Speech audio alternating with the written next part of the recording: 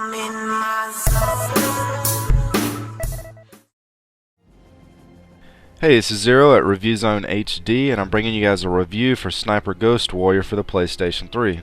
Have you ever owned a car, maybe it was your first car, and it was just a complete pile of junk that broke down at the slightest change in wind direction, but you still love that car for whatever reason anyways?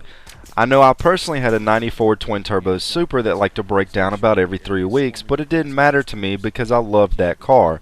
That's about my summary of how I feel about Sniper Ghost Warrior. I personally really enjoy tactical shooters, and even though this is a busted game with busted mechanics, I still really enjoy playing it. And anyone that has checked out my other channel's sniper montages probably can tell that I enjoy sniper gameplay. With online or even offline shooters, I always dust off my bolt-action sniper rifle just to test my own timing and reflexes. Regardless of how much of a disadvantage I may be having with using a sniper rifle opposed to an automatic that most likely will fire just as far, faster, and more deadlier, I always pick the sniper rifle. So needless to say, I've been patiently waiting for the right time to pick this title up and give it a go, and without further delay, let's go ahead and get into the review.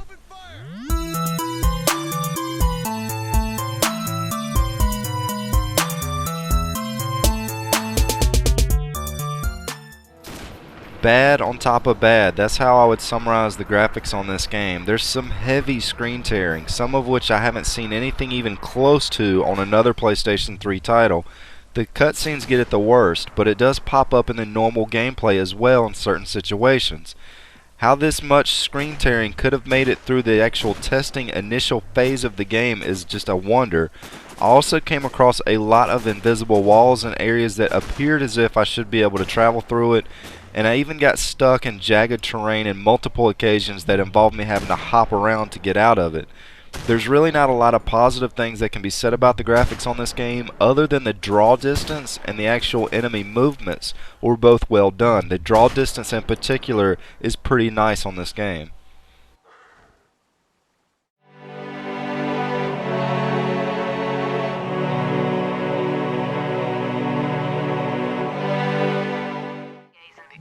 The story is a cat and mouse game of trying to track and assassinate a high value target, and things sort of spiral out of control from there.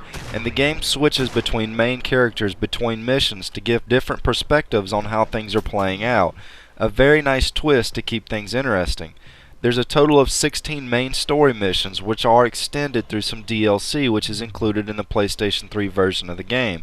And the missions themselves have a pretty long length in them, so don't expect a quick playthrough of the game, especially if you're attempting the game on the harder difficulty.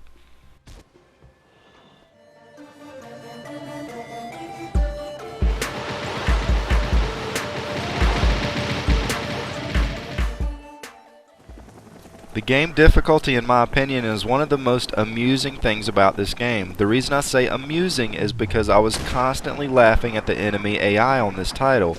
In some parts of the missions, you could almost stand out in the open and systematically just clean house with whoever decides to get in your way, as all of his combat buddies stand around and watch as you kill them off one by one. Yet, other parts of a mission, you may fire one shot and have a hunting party actively taking cover and running to your position, or better yet, striking you instantly from across the map with an automatic weapon by a miracle shot that would by most standards be a near impossible shot to hit. The game was so unpredictable in this regard that it constantly kept me guessing as to what was going to happen next, and through broken mechanics may actually be one of the best aspects of the game.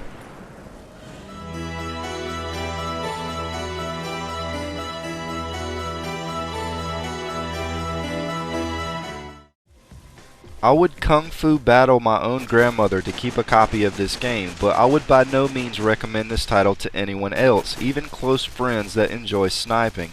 This game requires a very specific taste of the sniping genre of games, and even some patience on top of that.